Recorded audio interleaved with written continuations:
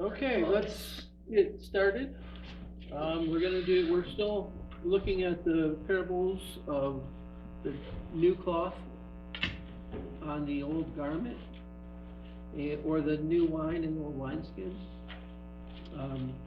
We looked at Mark and Matthew's account last week, and I think we got a pretty good understanding of the meaning of it. And then Luke is different. Luke, he throws a monkey wrench in there a little bit when he gives the accounting in Luke 5. So we're going to look at that this morning. I want you to think back though of how we looked at the context of how all around this parable Jesus is dealing with teaching. He's teaching the disciples and the people.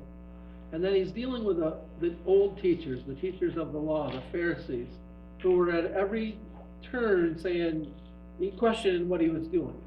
Like telling him that, that you're not doing it right, basically. And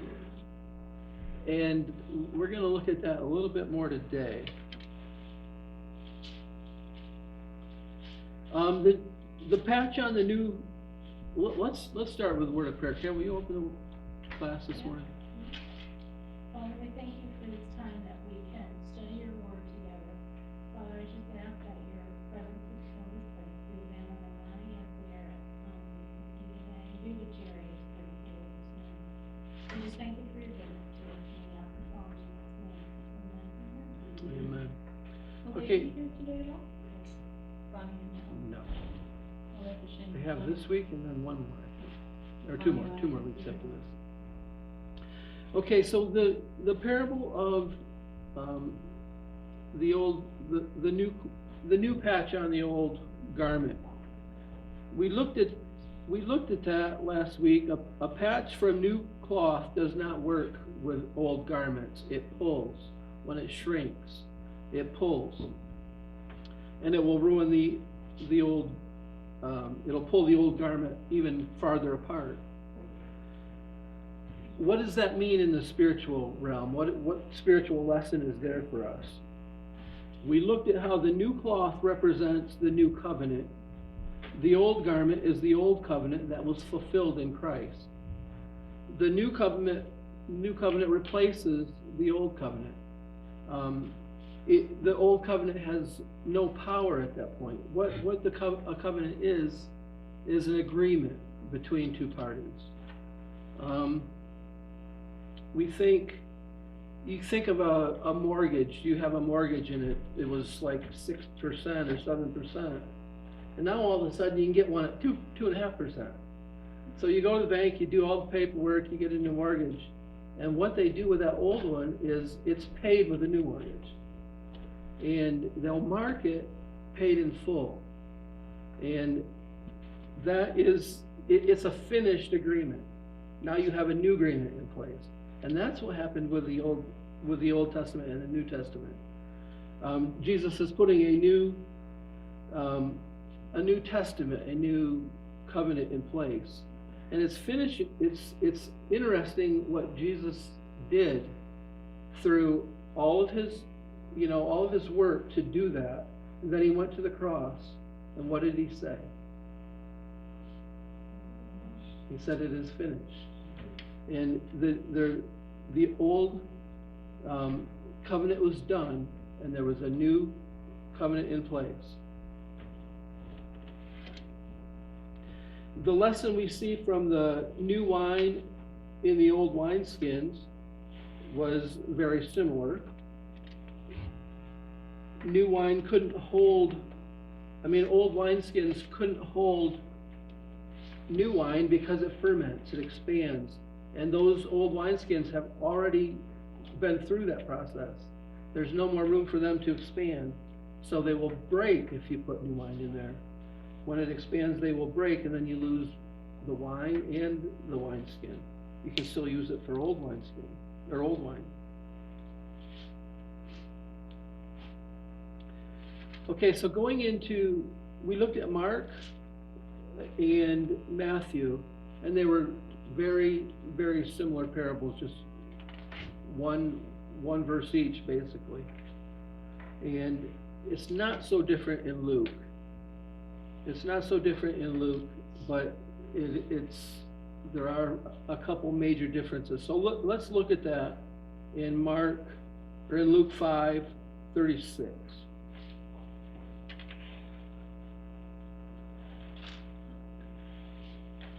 Luke 5:36 to 38.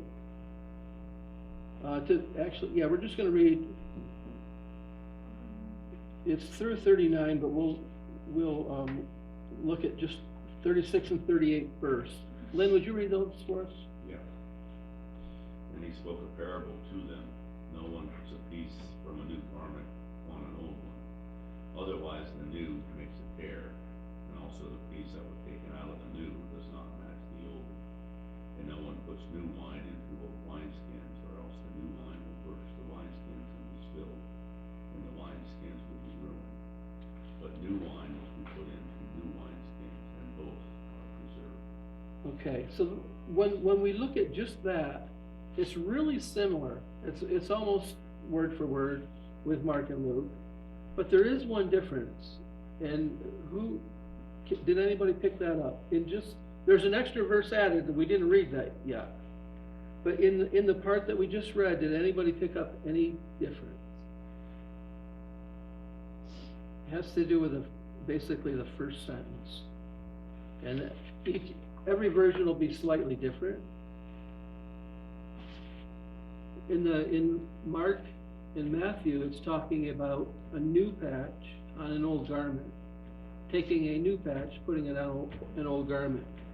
My version What does it say here? No one tears a piece of cloth from a new garment and puts it on an old garment, like tearing. That's the difference. Who does that? That's the difference. Why do you tear a piece off a new garment? The other two versions does not say that, but this is saying, in Luke, he's saying, you don't destroy the new garment to fix the old. You don't cut into the new garment to get a new patch. So that's a difference in this story here, or the parable. So when we look at the parable from Matthew and Mark, it's, you think about it, and I understand the new patch will shrink, the old garment won't, because it already has, and when it shrinks, it'll pull more on that where it's sewed on, and rip the old garment even more.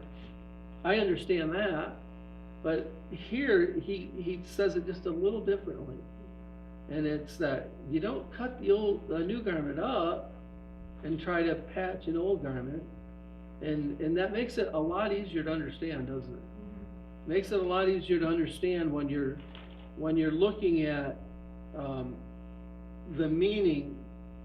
Do we have that right? Okay. When you're looking at the meaning of that parable, and it makes it so much easier to understand, because when it's said like this, of course you would never do that. You would never take the new jeans and cut a big hole in it so you could fix your old ones. Well, I don't know about that. Well,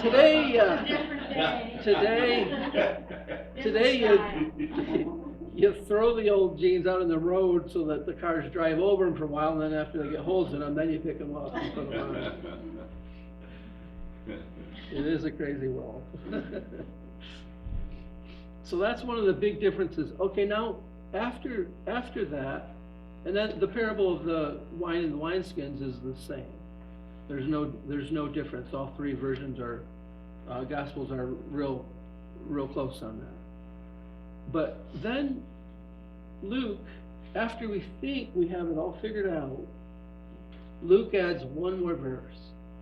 And Len, go ahead and read 39. And no one, having drunk old wine, immediately desires new, for he says the old is better. So Jesus is telling this parable about the new wine and the old wineskins, and then he says this, and we interpret that as, the Old Testament it pointed to Christ. The New Testament, Christ is here. All right, so it's everything that the Old Testament pointed to, and it was a physical thing in the Old Testament. Like there was sacrifices that pointed to spiritual, to what Jesus would do. And when, like, we think we have that all figured out, and then Luke says this, your version, any other versions may say it a little differently. Mine, in the NIV, this is what it actually says in the NIV. It makes it really simple. And no one, after drinking old wine, wants the new. So after having the Old Testament, nobody wants the new. One says the old is just fine, basically. For he says the old is better in the NIV. So there's a translation difference there too. Lynn's version, what were you in, the King James? Got the New King James. New King James, okay. Yeah. It's a good translation, because I heard the word, it says they don't immediately want that. What happens when change comes? And they say, okay, we're gonna put a camera on you, and we're gonna put it on the internet. It's like, I don't know about that. I don't immediately think that's a great idea. But, you know, when change comes, sometimes it's pretty uncomfortable. And we don't immediately want it. That's a real good translation there. I pulled some other translations.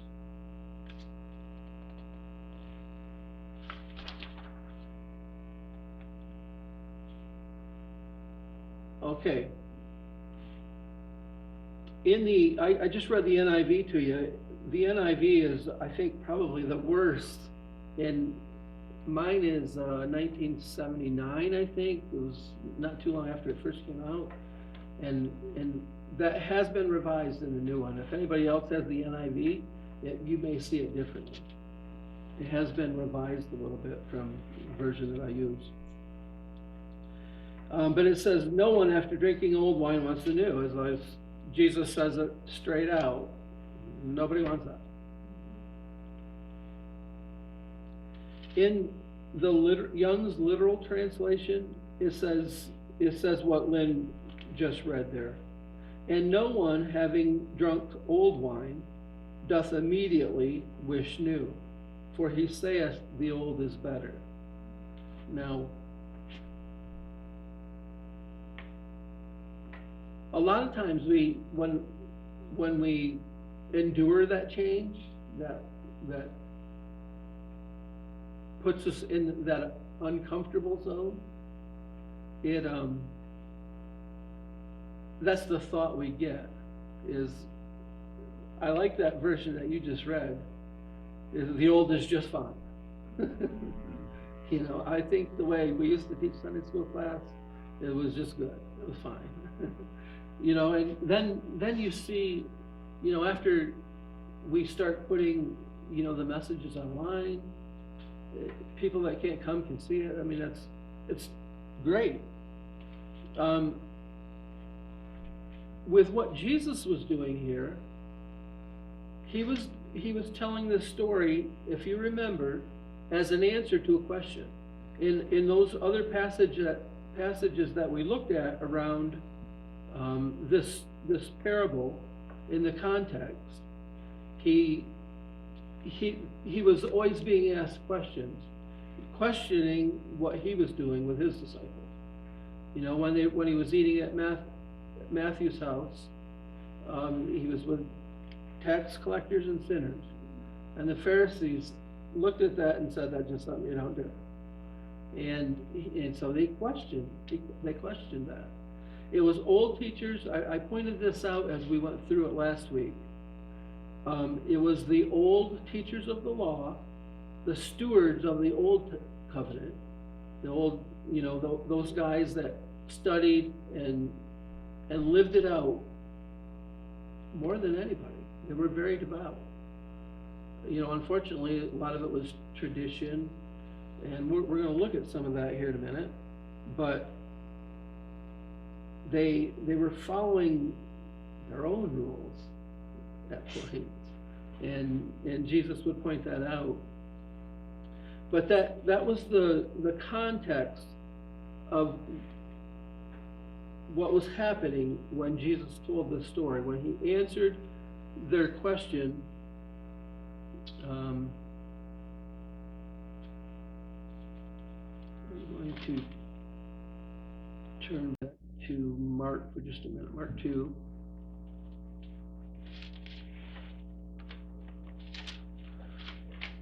This is where I was last week, so I just want to go back and start there.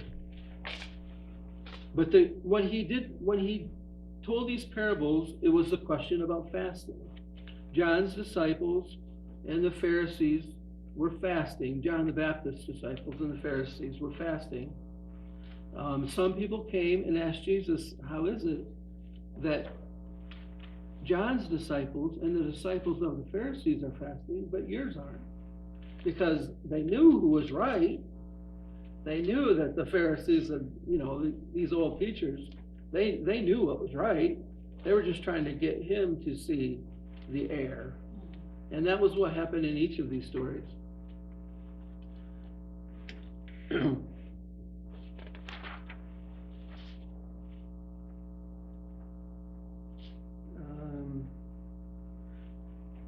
The parables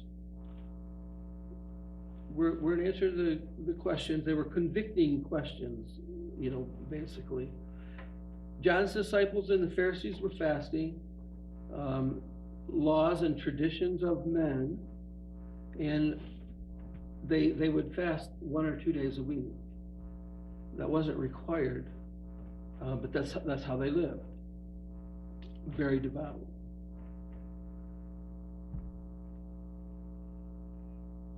And they asked why he was doing that. And he answered with these 2 parables. Jesus described to them a new union. The bridegroom is here. They will fast when the bridegroom is taken away. But right now he's here. They won't do that. They had no idea what that meant. They had no idea that they were looking at the Messiah. They were talking to the Messiah and accusing the Messiah and seeking to kill the Messiah. In these 4 stories that we looked at, immediately before and after these parables. Now, Jesus was doing something with these teachers that we could never understand without knowing some history. And I didn't, until I studied it this time, I've never seen this. But these parables that when we look at them, we think, you know, what do they mean? They can be a little difficult to understand. But the Pharisees had no problem understanding what Jesus was saying to them. These weren't cute little stories to them. They were rebukes, I think. Okay, so I'm gonna look at, we're gonna go back into some Old Testament where that thing started and what they knew that we don't know. I wanted to read that verse 39. I wrote 2 other versions now too. I want to go ahead and read those. This is the Expanded Bible. It's a Tom and Nelson Bible. But rather, new wine must be put into fresh leather bags, fresh wineskins. No one after drinking old wine wants new wine, because he says the old wine is better. It's fine, it's good. Words that Karen's version there did pick up on.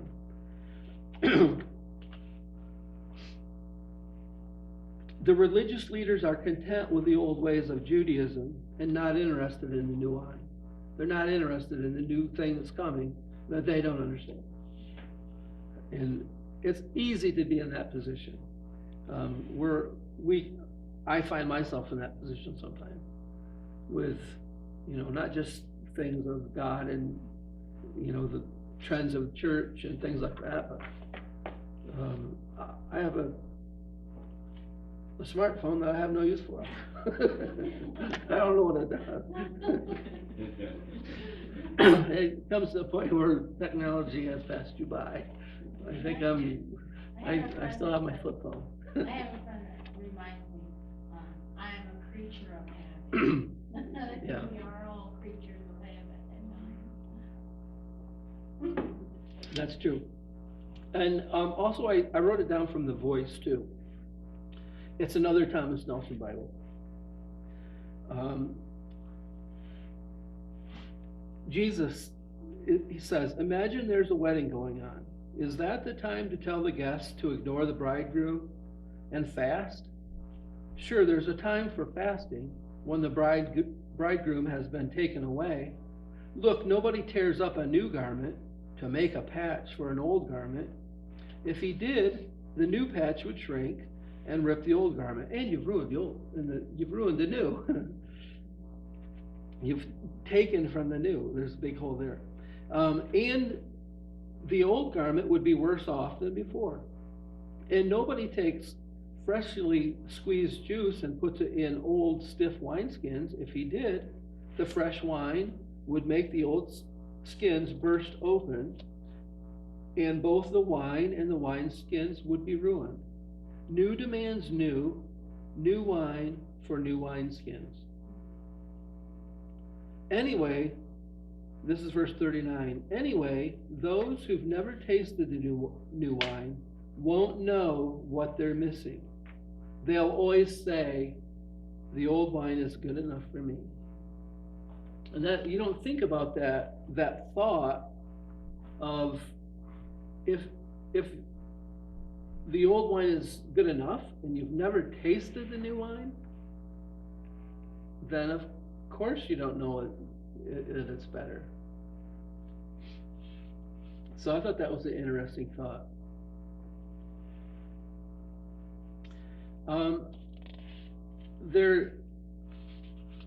I also was going to go into, the first miracle of Jesus. It really speaks to this parable. And Jesus made the wine, and what did the host say? Save the best for last. Yeah, the host, they're very surprised they ran out. And then when he gets the new, it's like, then he's shocked. Why did you save the best until last? When Jesus does a new thing, we should be so intent on diving into that. Because if he's doing something new, it's because it's better. We have steeped in tradition. We've always done it. We've always done it this way. We've always said it that way.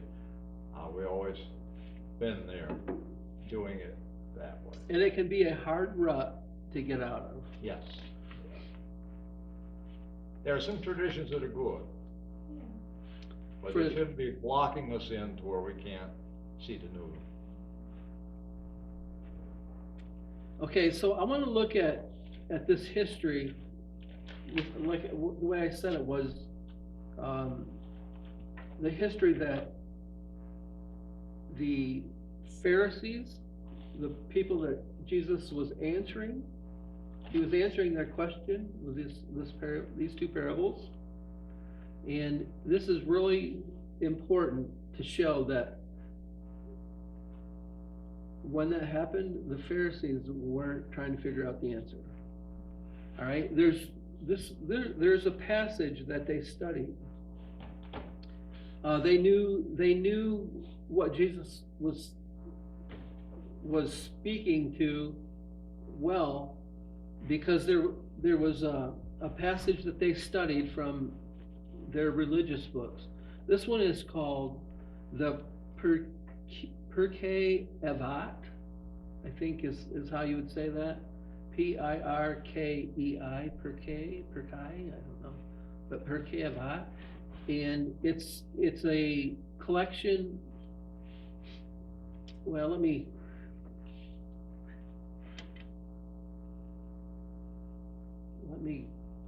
give you a little history on that. And I'm not gonna try to do this from memory.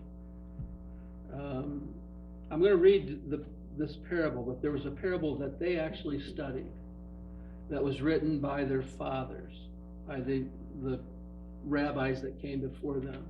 I'm gonna read that to you. It's from the Pirkei Avot, 420 is the reference there. I found this in a teaching by D.T. Lancaster, never heard of him.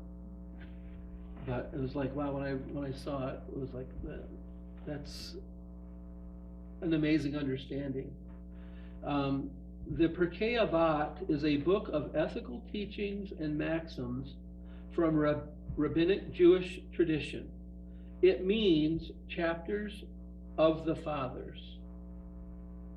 It is also referred to as ethics of the fathers. It's oral tradition back to Moses, and then it was recorded, it said, in the 3rd century. It was written down in the 3rd century.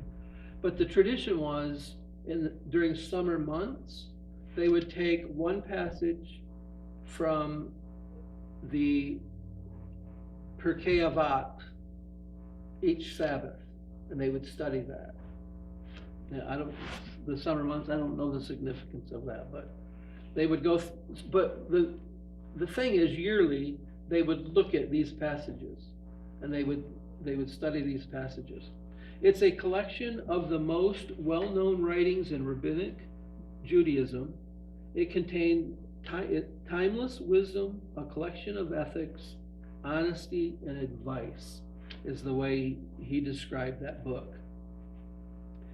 But it was oral tradition and stories that were passed on clear back to Moses, it said.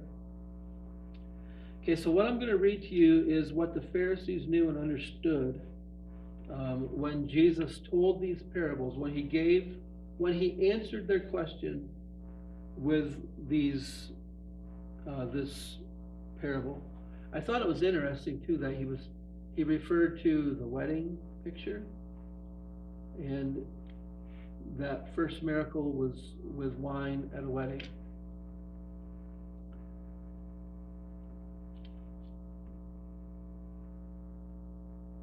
Okay, here's the passage I want to read to you. It's Pirkei Avot 420. It's in 3 sections. First section is, Elisha ben Aviah said, "He who studies as a child, unto what can he be compared?" That sounds like parable, doesn't it? He can be compared to ink written upon a fresh, new sheet of paper. But he who studies as an adult, unto what can he be compared? He can be compared to ink written on a smudged, previously used and erased sheet of paper. So that's section number 1. He's talking about young students and old students as new paper and old paper. New paper is a clean start. You can write anything.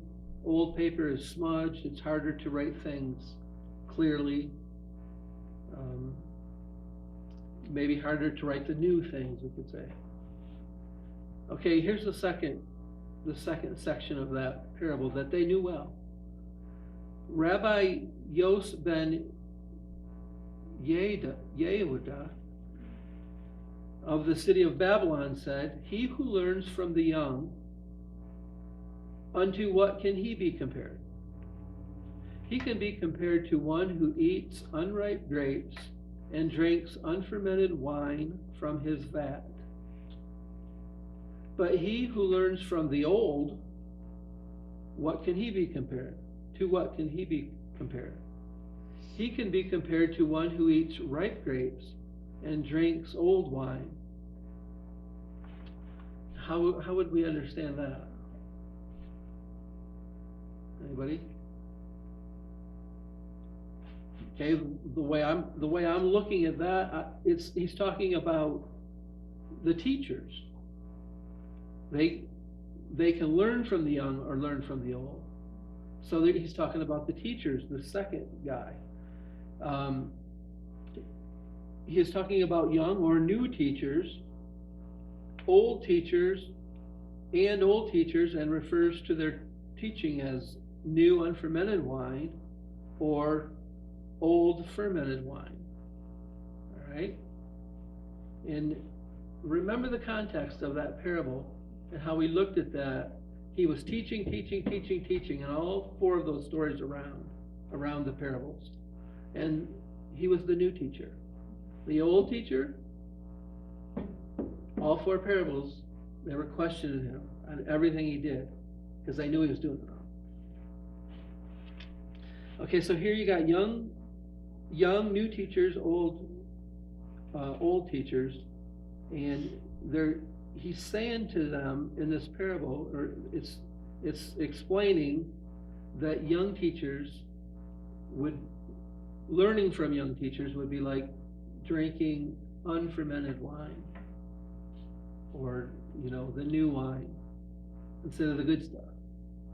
And the old teachers would be learning from them would be like drinking fermented wine, the good wine. It's probably true. If you have a new teacher and a guy that's been teaching for 25 years, the guy that has the experience is probably going to have a little better understanding of the material, right? And probably even understanding of the methods to impute that knowledge. But the new person knows how to run the technology. That's true. That's true. Right. Hey, you can take your phone and ask, There are new, Google it and ask how to pronounce that. Yeah. And it tells you that I've done it before. new ways and methods. I didn't think about that, but new ways and methods will replace old ways and methods. Right. My point in what I saw in this immediately was that in the story in the New Testament, you have Jesus, the new teacher, and the Pharisees, the experts in the law. Who was really the old teacher? Jesus was there from the foundations of the world. Right. They had no clue of that. Okay, the third section in that Pirkei Avot 420. Do you know how to say this? Am I saying this? Oh, okay. I have no idea. Nobody's questioning. I have no idea. Okay. Rabbi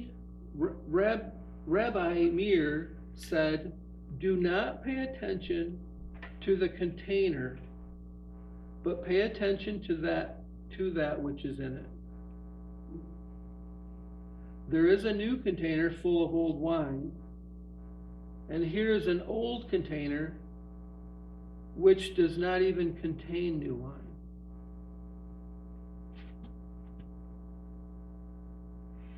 Say that again. Okay, I'll say it again. Do not pay attention to the container, but pay attention to what's in it. This is what the fathers taught the rabbis. Don't judge a book by its cover. Yeah. True. It makes me think of True. the unclean food or the food that's okay to eat when God said, or when Jesus said, it's not the food, it's in your heart, it's, made me think of that, and it's like when you read that. Okay, there's an element of that when, if you're gonna try to put new wine into that old wineskin, there's gonna be a problem. Now, it doesn't say that anything about that here. They're just saying, don't pay attention to the container, just pay attention to that which is in it. That's what's coming out. What's being- There is a new container full of old wine, well, you're never gonna have a problem with that. And here is an old container which does not even contain new wine. And I can't give you the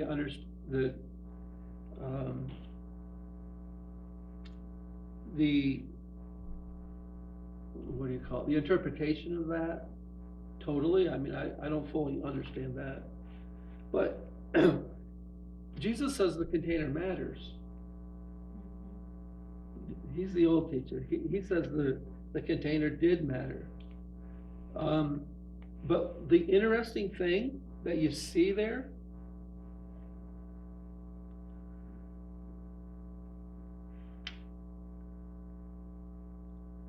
well, Jesus made it clear that the wineskin did matter, the vessel.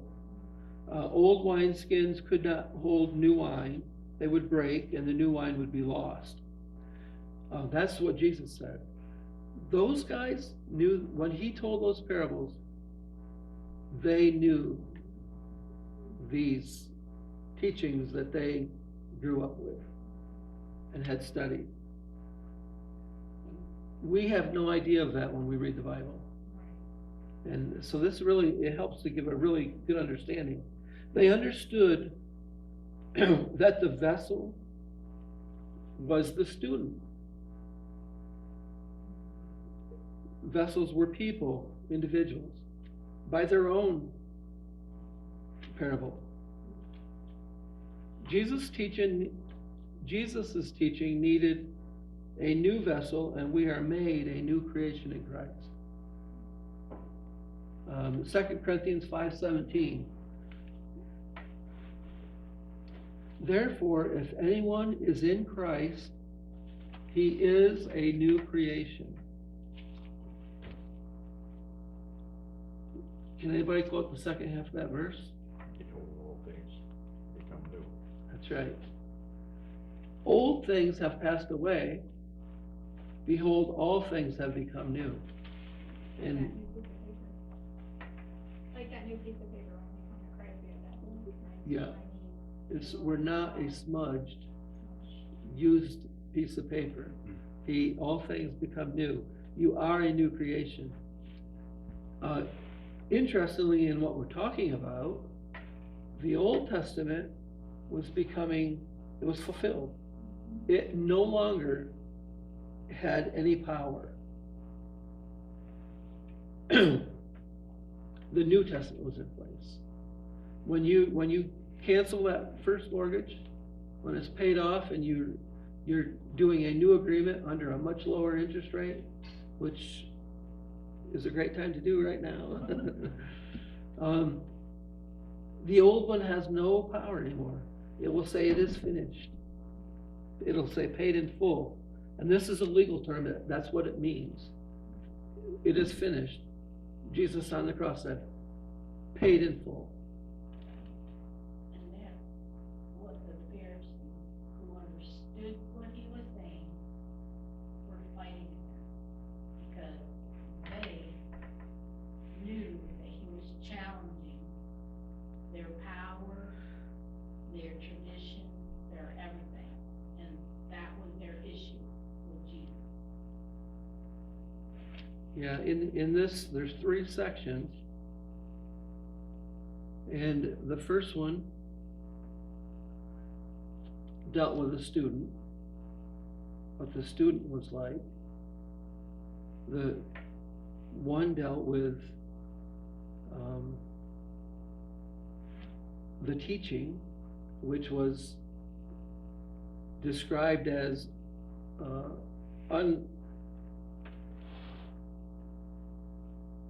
unripe grapes and drinks unfermented. Oh, it's one who eats unripe grapes and drinks unfermented wine. So that teaching is that which is in, or on the paper, or in the vessel. So one deals with the student, the paper, the vessel.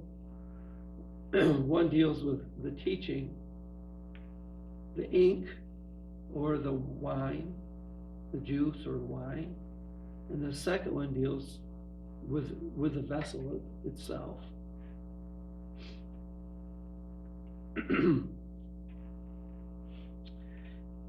They said the only thing important is the wine or the teaching that is in it.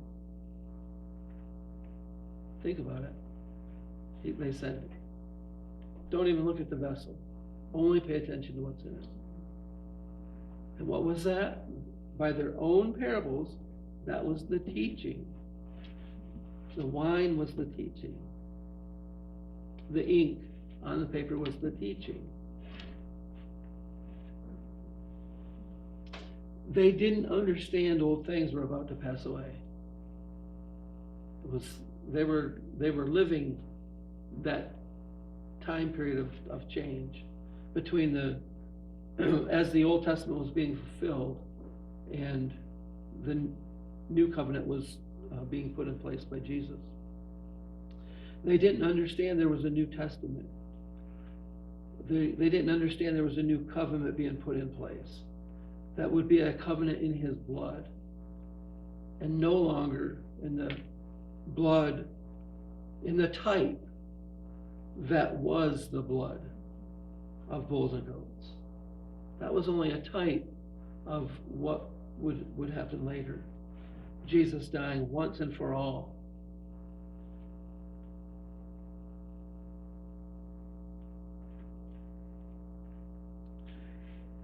So do you see that the parable of the Pharisees, the parable that the Pharisees were familiar with, Jesus was speaking to that.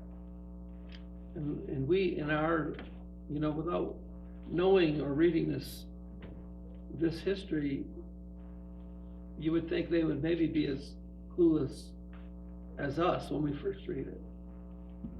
But